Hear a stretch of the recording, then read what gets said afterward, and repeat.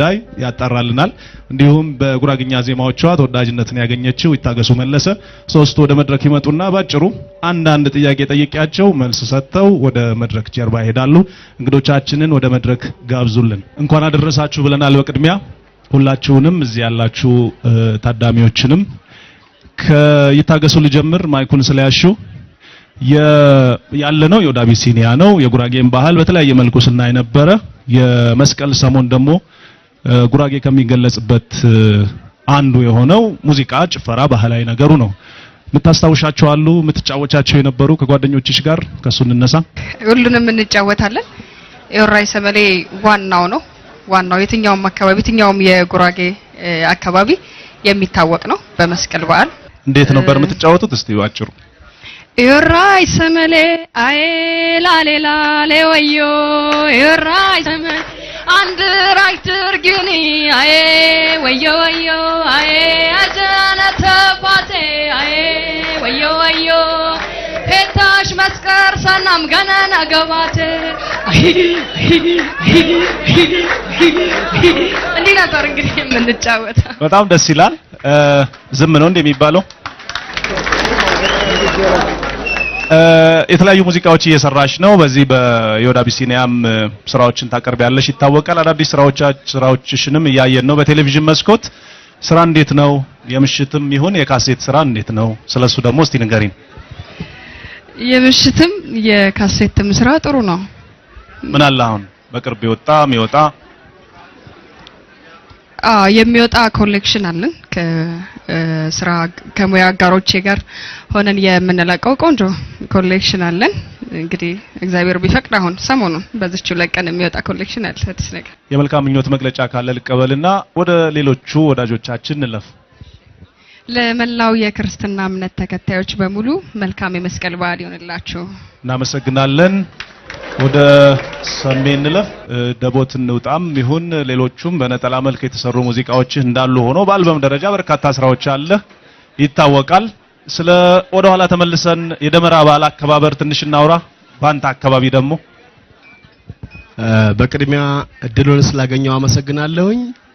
የመስቀል በዓል በኢትዮጵያ ውስጥ በጣም ትልቅ በዓል ነው። በእኛ በጎጃም ግን ተወልጄ ያደኩት ጎጃም ነው።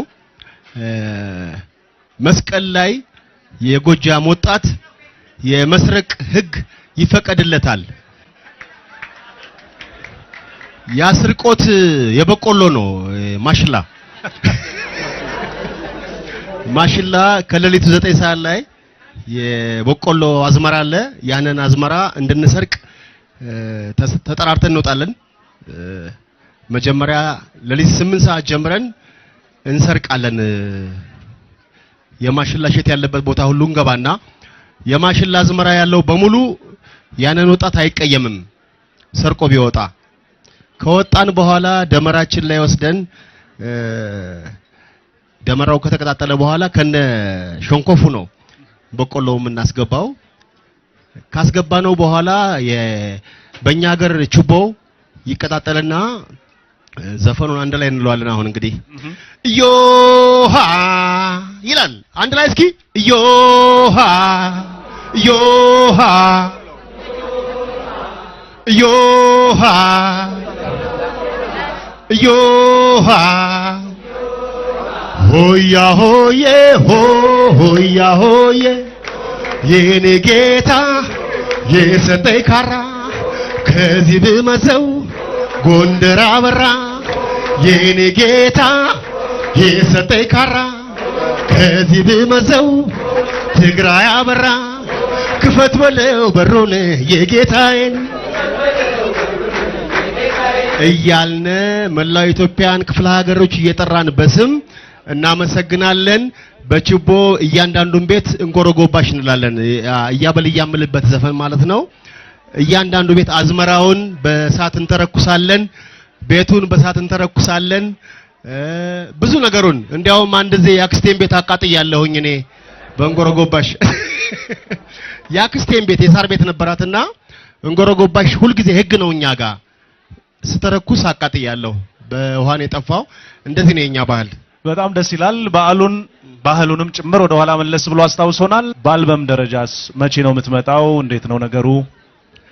የአልበም ጉዳይ ከአንድም ሁለት አልበም ጨርሻለሁኝ። ሁለቱም አልበሞች ግን አይወጡም። ምንድነው የሚፈልጉት ለመውጣት? የኮፒራይት ህግ አሁንም ቢከበርም ሶፍትዌር እነዚህ ሜሞሪ ካርድ የሚባሉ ነገሮች ካልጠፉ በስተቀር አይወጡም። እንዴት ይሻላል ጎበዝ? አይወጡም።